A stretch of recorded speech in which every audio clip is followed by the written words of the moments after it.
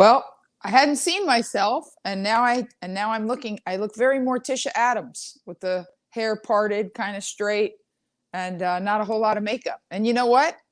I'm okay because it's Tuesday. Good evening, David.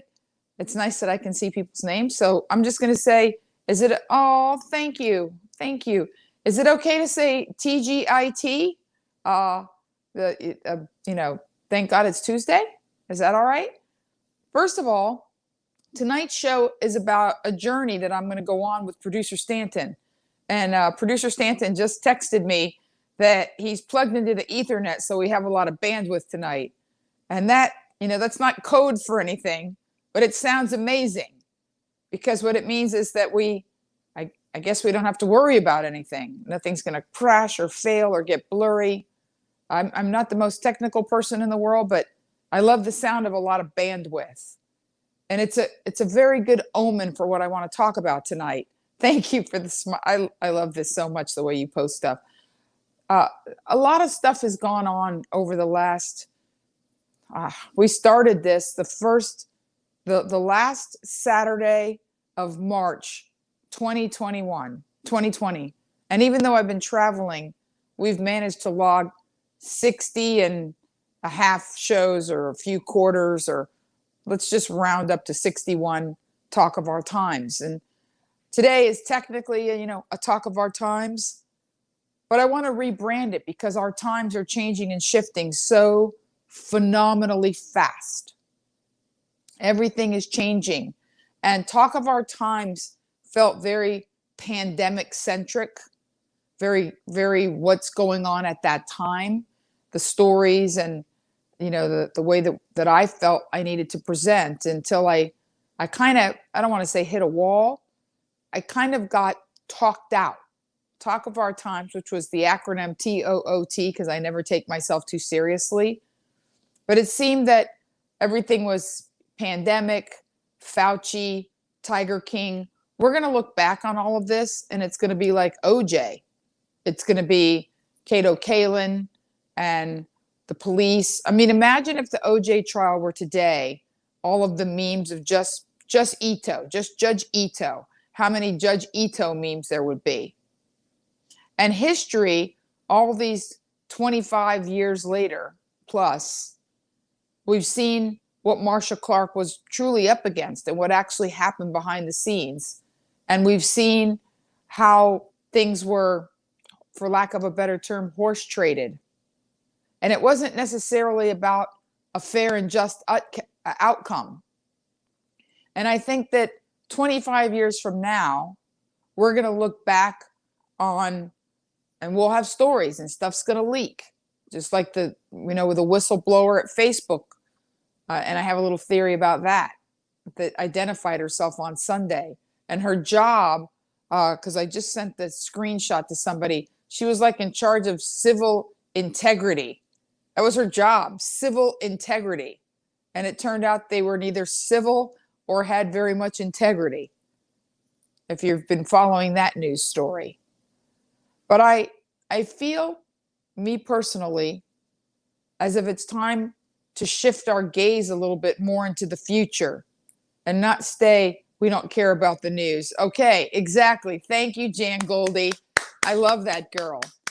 And Susie Alvarez. I feel like I want to shift our gaze away from being stuck on, are you wearing a mask? Are you not wearing a mask? Do you have, your vaccine? Do you not? I mean, like, I feel as if those conversations are played out. Hate is played out. Punitive, whoever you voted for. Biden is the president, suck it up. And Donald Trump was the president, suck it up. And, all of these things that are out there. And, I get emails. If you contribute a dime 10 years ago to either party, you still get emails. And, I get headlines like, do you want to see Donald Trump behind bars? No, I don't. I don't think that's good for the country. I don't think punitive action is good. Now, that's right. Let's brainstorm and make a plan, Jay Goldie. Correct. there, do people that break the law on a ground level suffer differently than people that break the law higher up on the food chain? Absolutely. Tonight I was just sitting on Magnolia. I dropped my mother off at Burbank Airport, and that's a story for a little bit later. But I dropped my mother off at Burbank Airport, and I decided to eat on Magnolia in case there was a challenge, because we all know that flights are being canceled and they're being delayed, and she's 79 and she's been through enough, and I didn't want her sitting on a tarmac.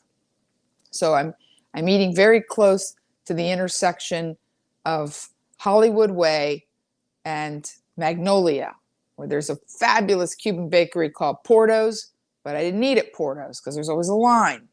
And it was beautiful in Burbank.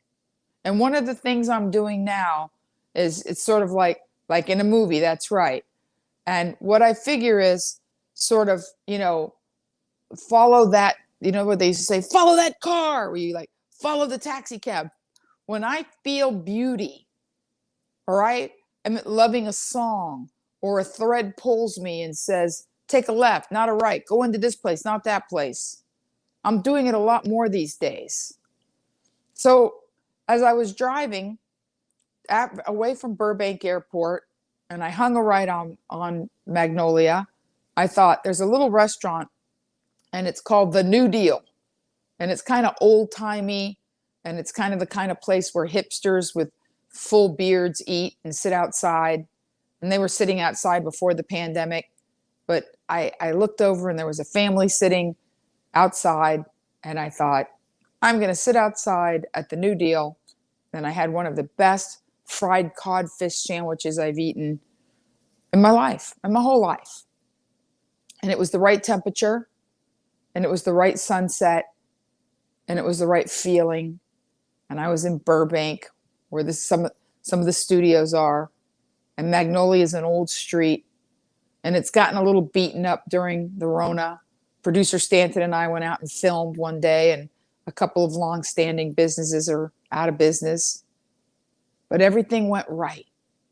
And as I was checking out, hey, good to see you, Chachi. And as I was about to pay my bill, a tall, slim African-American male in a hoodie fled. He wasn't running. He wasn't jogging. I saw plenty of that. Fled. Clearly the scene of some crime. And as I was signing my name to the bill, I looked up, and right there, boom, Burbank police. And they stopped at the intersection, and I just went, like, not that I even care, but they were looking around because clearly they'd seen him run. And, as I was paying out my check, I found out that they were arresting him by the dumpster. Do I feel happy that someone is getting arrested? If he committed a crime, yeah, absolutely. I feel like I want LA, Burbank, Studio City, wherever you are. Maybe you're in New York. Maybe you're going to watch this tomorrow and you're overseas. Wherever we are, this has put people to the wall. There's a lot of scams. I noticed there's a lot more phone scams going on. There's a lot more BS. I got an offer to go to some portal to pay my rent on some third-party portal, and I texted back and said, well, I'm going to check this out with the guy that owns this condo, because it's altogether possible that it's just some BS place. Like, I always wonder, if you pay the wrong account on PayPal or Venmo by accident, one digit, whatever, how hard is it to get your money back? I had a little mix up with PayPal, but we got it fixed. It went to a friend of mine's defunct account that was an old contact from his rock band. And it took us about a month to CSI where the money actually went. And it wasn't a big amount of money. And it kind of didn't matter by the time we found it. But that's not the point. Be careful. Even eating dinner on a corner in Burbank, you can see something go down. And we have all seen stuff go down. And I am certain that on both sides of the aisle, people have committed crimes of some sort. Just like the banks have committed crimes. Wells Fargo, identity theft. Citibank, Bank of America, robo foreclosed. I mean, the list goes on and on. So few people at a certain level have completely clean hands. But that's going to change, boys and girls, because it's going to be a whole nother world soon where you don't have giant corporations. You have coral reefs. You have lots and lots of independent contractors working towards the same goal. And what I want to talk about today, because I feel like I'm right in the middle of a great zeitgeist, is that it's more important to be united in our future hustle than divided by our past struggle. I'm going to say that again in case somebody wants to embroider it on a quilt. It is more important to be united by our future hustle than divided by our past struggle.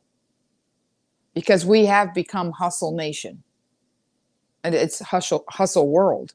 But I live in America. And just like in The Wizard of Oz, when they say, are you a good witch or a bad witch? There are good hustles and bad hustles. But almost everybody has a hustle now. Maybe you have a gig you're doing and you have a side hustle. You drive for DoorDash. I worked with a wonderful comedian in Vegas last week at the Rio at the Comedy Cellar.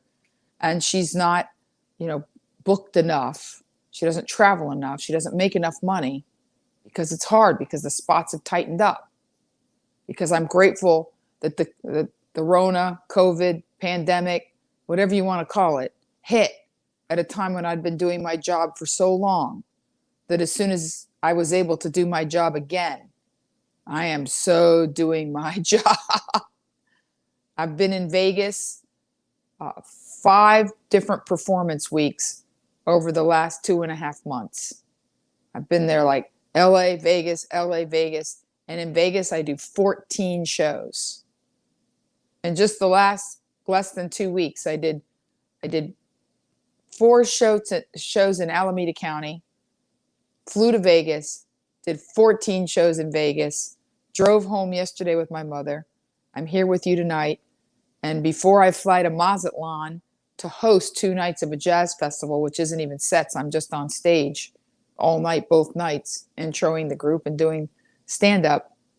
I have a fundraiser tomorrow for schools in Orange County for it's called Bad Moms Night Out.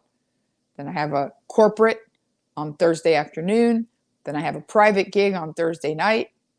And then Friday, I wake up at the crack of black and fly to Mazatlan. I'm blessed. I know it. My hustle has been the same hustle for 31 years. I quit my day job in the summer of 2003. And I've augmented my hustle with a radio hustle and a television writing hustle and a podcast hustle and TV specials hustle that all come from the same place. But if you think that I don't know that I'm one of the luckiest girls in the whole wide world, believe me, I do. But what I want to do, because I am blessed, because my cup runneth over, because my hustle has allowed me to live a wonderful, wonderful life, I want to start doing a new kind of show. Stanton and I are always talking about, this and live chats and, putting up more clips.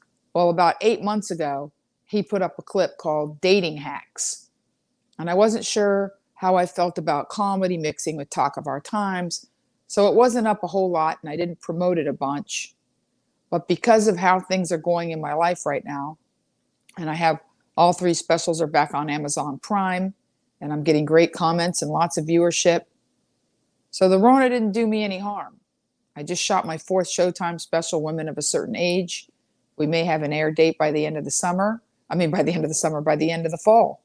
It may air as early as November with the host Terry Hatcher. It still feels a little bit like summer to me, even though the sun goes down early because it's so hot and sunny in Vegas. It was hot and sunny on the drive home. But tonight, as I was sitting there right before the person fled in front of me, it felt like the most perfect beginning of fall night. And it felt okay after they fled too. It was just weird. I've never actually had somebody run past me while they were being chased by the cops. It's just in my whole life. But what I want to do is to create a forum on Facebook, like the 330 Gang, which I do, on YouTube, like the Facebook 330 Gang, where we start to interact more deeply and we start to talk about our hustles and we start to talk about what we think is next. And I take into account your commentary. It's not one-sided. I read all of your comments and I respond to them. But the old show, Talk of Our Times, wasn't the kind of show that lent itself to interacting. So I'm going to figure it out with producer Stanton, how we start talking about a different vibe, a different zeitgeist. People are fed up and they're tired and they're losing civility and they're jaded and they're sarcastic and they trust no one. And we weren't like that. I was in the airport a few weeks ago and a flight was delayed and people didn't believe the gate agent. They kept saying, how do we know what you're saying is true? Like, who cares? The flight's delayed. Nobody would have cared 2 years ago. But we've become suspicious and jaded. And I don't want that to stay. I don't want that to be the new normal. Because to me, that's more infectious than a virus. To me, that's more insidious than forcing people to wear masks or get vaccines. For us to allow our temperament, our behavior, our modality, our manners, our civility to be horribly, horribly compromised, like some sort of spiritual immune system. I would be remiss if I didn't try to empower you with all that I have extra, with all that my cup runneth over. I would be remiss if I didn't say, let's start a new conversation about what's next. Let's start a new conversation about Hustle Nation. That's what I kind of want to call us, but I won't. I'll just call it the Monique Marvez Show. That's what it was before it became Talk of Our Times, when it was just a podcast. Because everything's kind of blended together at this point. So let's just have the Monique Marvez Show. Talk of Our Times is being retired tonight. I want to see you more and I want to see you more often. And maybe we do 2 half-hour segments because of the fact that I'm always on the road. Maybe we don't try for Saturday night prime time. That's another thing. During the lockdown, Saturday night was the most perfect time to do the show. Guess what? It's not anymore. So, producer Stanton is posting everything. Monique is at the MoniqueMarvez.com. So we'll start making announcements of my tour dates, now that I'm not collecting unemployment anymore. So I can come out of the under the table closet. Believe me, it's nothing to speak of. There's nothing going on. Nobody could go anywhere. But the point I'm making is, think about it in your own life. What's next? What changed? What do you want to talk about? What does the word hustle even mean to you? Maybe it has a negative connotation. To me, it doesn't. I understand Larry Flint kind of took it in another direction. But the reality is, pretty soon we're going to have to be, to some degree, entrepreneurs, because no one's going to protect you. I think we have figured it out by now, that you can't count on the Better Business Bureau to make people behave and do the right thing. I think that we're going to delve into things like blockchain, and as I learn how because everybody says Bitcoin, but Bitcoin is blockchain. When you understand how things work, then you're not intimidated by them. I think it's time for us to genuinely take our head out of the sand. I figured sand was a better choice of words. And think about what we want to do. My brother passed July 22nd. Many of you know this, and you've been wonderful, and I've gotten incredible amounts of condolences, and incredible. You've been amazing to me and my mother.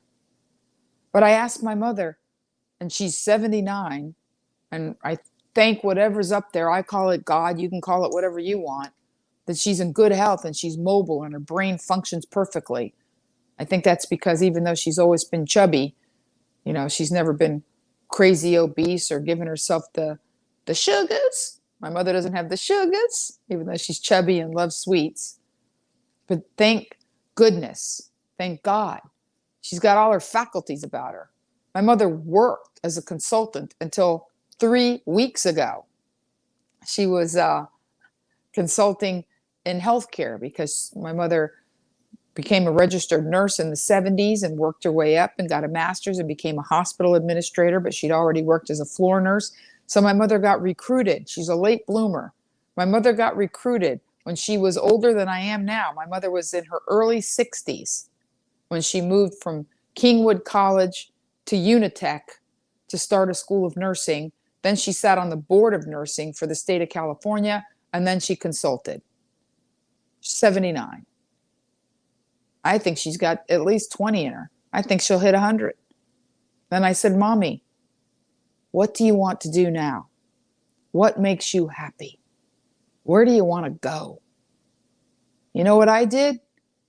I looked up Highclere Castle, which is where they filmed Downton Abbey. And you can't stay at Highclere Castle. You can only eat and take pictures and do fun things. They do give tours. But there's a lodge that's very old, that's considered part of the Abbey experience, with 4 rooms that you can stay at.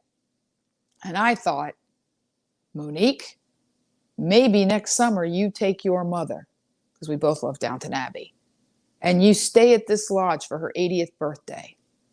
And you take the train somewhere, and you eat biscuits and scones, and you drink hot tea. So now I have a line in the sand. And I had a birthday a couple of weeks ago. Since I've seen you guys, I've turned 59. And you know what? I now have approximately 49 weeks to get everything in order so that on my 60th birthday, I'm going to jump out of my own cake in a bikini. Decided and declared. Where the cake will be, or what color the bikini will be, TBD. But I'm going to do it right here with you guys. I'm inviting you on a journey. I'm going to rebrand us, our group, our gang of good. Whoever's here with me is part of that gang. I have the 330 gang, and we're going to start doing stuff on Instagram simultaneously, because I want the kids, as people are fond of calling them. I have an enormous audience of young people. And the last time I played Vegas, I had 2 different parties of 21-year-old girls that booked their birthdays in Vegas just to come see me. Evidently, I've become the Yoda of vagina. And I'm okay with that. Thank you, Amazon Prime. Thank you, YouTube. Thank you, whatever has put me in front of them. I'm grateful that I stayed the course and that I'm authentic and transparent enough to pass their rigorous sniff test. I'm delighted. I'm actually happy. Other than pockets of missing my brother, I've never been happier. I've never been more excited about what's next for us as a species, for us as a country, for us as a nation, Hustle Nation, and for us as, my tribe, the people that I seem to draw, that's growing bigger and bigger all the time. I am inviting you with everything in my soul to comment and tell me what direction you want us to go. I feel like for most of my life, I've been blessed to be the girl in Disneyland in the plaid skirt with the really cute little velvet hat and the flag. I got to be the flag girl. I got to be the one that said, follow me for the next adventure. Follow me, I'll help you cut the line. I will, I'll give you cosmic hacks. That's another thing we're going to start to do, is talk about, that was then and this is now. It's a big part of what I do on stage. I tell the kids, I wish I would have had a me when I was a you. Listen up, I'm giving you a cosmic hack. I hope that you understand how much the subtext of everything I do is love. How much the subtext of everything I do is including you. How much is Everything I do, how much of what I do is about lifting you, because I feel so grateful that I've had such an unbelievable vantage point for my whole life as a comedian, as a faith-based individual, as a person born in this country at this particular time, to see all the wonderful changes. Sometimes I feel like I can hear Jesus Jones singing in my ear, right here, right now. There is no other place I'd rather be, watching the world wake up to history. That's genuinely how I feel almost every single day when I open my eyes. Please come with me. Let's have some fun. Let's enjoy creating our future. Let's polish up our hustles and share them with each other. Remember the song, Do the Hustle. Do, do. Yeah, that's us now. Alrighty. I hope I've said something that's inspired you or uplifted you or made you think.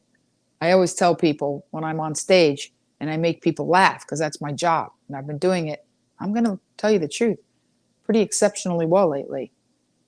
When I tell them, if I've made you laugh, that's great. That's what I really want to do, because laughter is the salve that keeps reality from scarring. So that's another thing. I want the show to be funnier and lighter. Unless you guys are saying, hey, just this once, let's have this other topic. We're going to go together.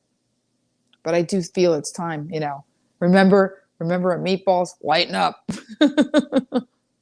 It's time for us to lighten up, pick up speed, put things down, get past it, get over it, go under it, jump the wall, do what we need to do. Alrighty. Until next Tuesday night, which I haven't cleared with producer Stanton, but I'm hoping he's around. Love hard, forgive harder, and get as happy as you can, as fast as you can. Bye, guys.